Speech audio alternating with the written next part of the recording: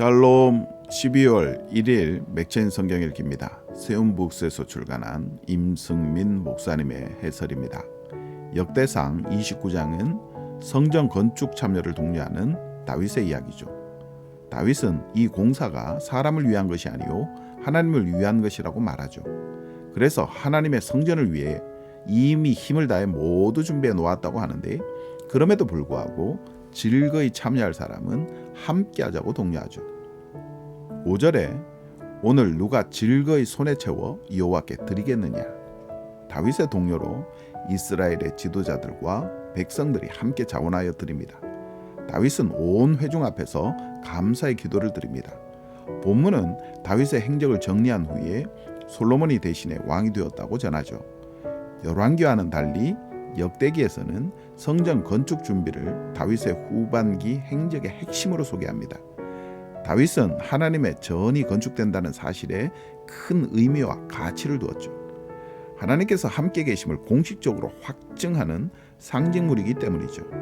하나님께서 함께 하시는 것만큼 큰 복이 없음을 평생 동안 경험한 다윗은 성전을 통해 하나님께서 이스라엘과 영원히 함께 계시기를 소망했습니다.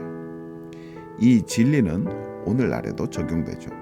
하나님께서 함께 하시는 것만큼 큰 복이 없습니다. 오늘날에는 그리스도를 통해 우리와 영원히 함께 하십니다. 그래서 그리스도께서 우리의 복이 되시죠. 베드로후서 3장은 마지막 날을 생각하는 삶이 어떤 것인지 가르치죠. 마지막 날은 있습니다. 어떤 이들은 그날이 없다고 말하지만 그날은 있습니다. 우리에게는 더딘 것처럼 느껴질 수 있지만 하나님께는 하루가 천년 같고 천년이 하루 같음을 잊지 마시기 바랍니다. 더딘 것이 아니라 오래 참고 계신 겁니다.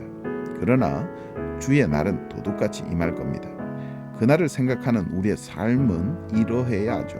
11절과 12절의 거룩한 행실과 경건함으로 하나님의 날이 임하기를 바라보고 간절히 사모하라.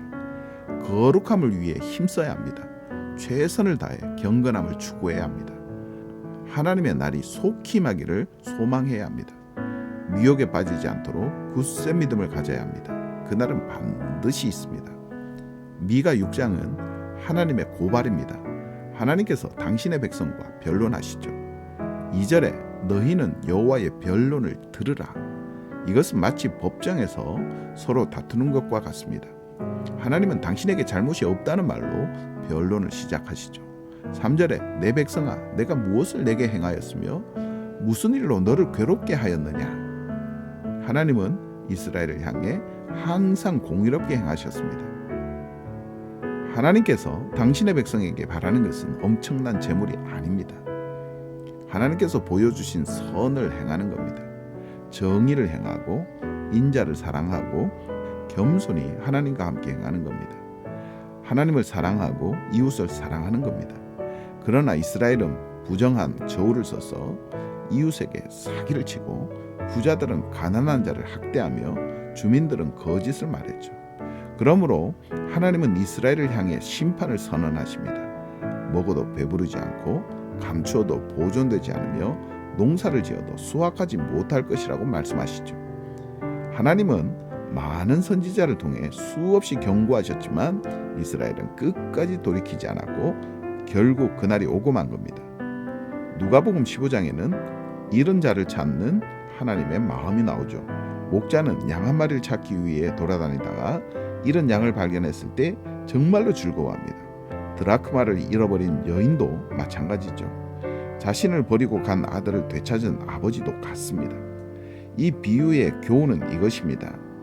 7절에 이와 같이 죄인 한 사람이 회개하면 하늘에서는 회개할 것이 없는 의인 99으로 말미암아 기뻐하는 것보다 더하리라. 그날은 반드시 있습니다. 그날까지 돌이키지 않는 사람은 심판을 받고 말 겁니다. 그러나 하나님은 오래 참으셔서 모든 사람들이 구원 얻기를 원하십니다.